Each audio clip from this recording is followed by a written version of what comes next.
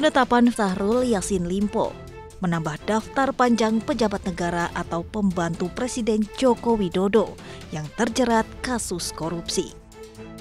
Syahrul Yassin Limpo, mantan Menteri Pertanian yang juga politikus Partai Nasdem ini, jadi tersangka karena diduga terlibat pemerasan dalam jabatan, menerima gratifikasi, serta pencucian uang di lingkungan Kementerian Pertanian.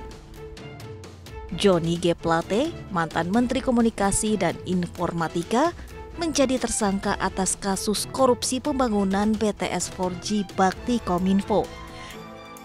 Johnny divonis 15 tahun penjara. Juliari Batubara, mantan Menteri Sosial, terlibat kasus korupsi bantuan sosial pandemi COVID-19. Pengadilan Tipikor memvonis Juliari hukuman 12 tahun penjara dan mencabut hak politiknya selama 4 tahun. Imam Nahrawi sempat menjabat sebagai Menteri Pemuda dan Olahraga. Politikus asal PKB ini dinyatakan menerima suap sebesar 26,5 miliar rupiah. Imam pun dijatuhi hukuman 7 tahun penjara. Pengadilan Tipikor juga mencabut hak politik Imam selama 5 tahun. Edi Prabowo, mantan Menteri Kelautan dan Perikanan ini terlibat dalam kasus suap pemberian izin budidaya lobster dan izin ekspor benih-benih lobster. Sempat diperberat hukumannya, Edi malah mendapatkan keringanan di tingkat kasasi. Mahkamah Agung memangkas hukuman Edi menjadi 5 tahun penjara dan denda 400 juta rupiah. Idrus Marham, mantan Menteri Sosial juga diputus terlibat dalam korupsi pembangunan PLTU Mulut Tambang Riau I dan terbukti menerima suap 2,25 miliar rupiah dari pengusaha Yohanes Koco. Politikus Golkar ini sempat mendapat vonis tambahan menjadi 5 tahun penjara pada tingkat banding. Namun pada tingkat kasasi, hukuman Idrus dikurangi 3 tahun menjadi 2 tahun penjara. Idrus pun telah bebas pada 11 September 2020. Sebenarnya menggambarkan sejauh mana komitmen pemberantasan korupsi Pak Jokowi belakangan memudar. Secara umum kan hancur gitu ya situasinya, apalagi misalnya sejak revisi Undang-Undang KPK, kemudian ada tes wawasan kebangsaan yang dimana mengeliminir penyidik-penyidik yang punya kualifikasi bagus, punya integritas baik gitu ya. Dan pada akhirnya belakangan kan terkonfirmasi dengan beberapa pimpinannya yang seringkali dilaporkan ke Dewan Pengawas.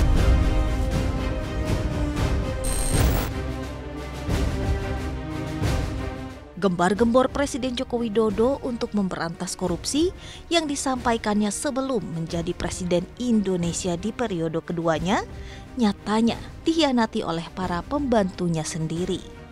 Dan hukum harus ditegakkan tanpa pandang bulu. Hukum harus ditegakkan tanpa pandang bulu. Penegakan hukum yang tegas merupakan bagian dari upaya pemberantasan korupsi yang terus kita lakukan melalui perbaikan sistem pemerintahan dan bekerja sama menguatkan KPK serta mendorong sinergi antara KPK dengan kejaksaan dan kepolisian. Nyatanya, sejumlah menteri yang tersandung kasus korupsi era Jokowi lebih banyak dibandingkan masa 2 presiden sebelumnya, yakni Susilo Bambang Yudhoyono dan Megawati Soekarno Putri. Karena sekali lagi Pak Jokowi memang sudah tidak konsen terhadap tidak konsen terhadap pemberantasan korupsi gitu. Ya sudah, pada akhirnya ini kan seperti apa istilahnya ya, menabur benih angin ya dia menuai badai gitu. Jadi ini ya situasi yang terjadi. Selain aspek penanganan kasus rasuah yang belum tercapai, di akhir masa kerjanya Presiden Joko Widodo justru dinilai membangun dinasti politik melalui praktik nepotisme yang mencederai demokrasi. Prosesnya dinasti itu dari proses dari bawah. prosesnya itu transparan, prosesnya tidak mengangkangi konstitusi, dan proses itu tidak menggunakan instrumen hukum untuk meloloskan seseorang, itu nggak ada masalah. Asal kompetisinya yang fair. Yang terjadi sekarang ini kan kompetisinya tidak fair. Konstitusi dikangkangi. Dan terjadi kan pelegalan hukum menjadi alat abuse of power. Ini yang sebenarnya persoalannya.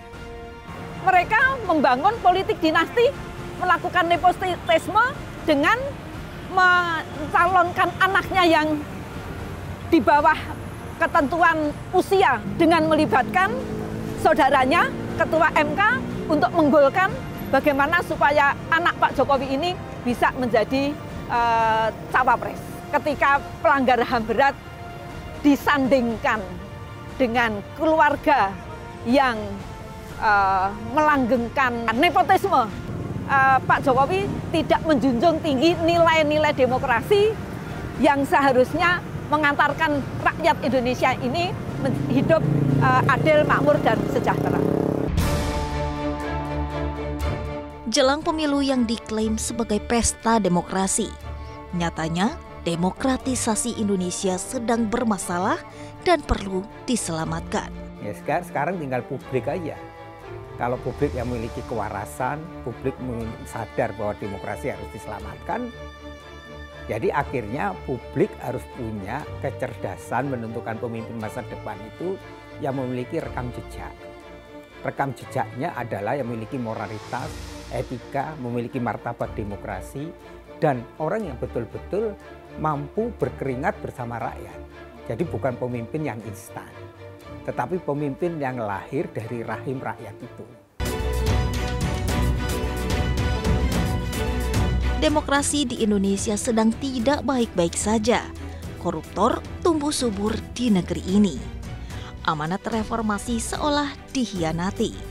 Tak hanya mengalami stagnansi, namun pemerintah masuk fase degradasi dalam pemberantasan korupsi, kolusi, dan nepotisme.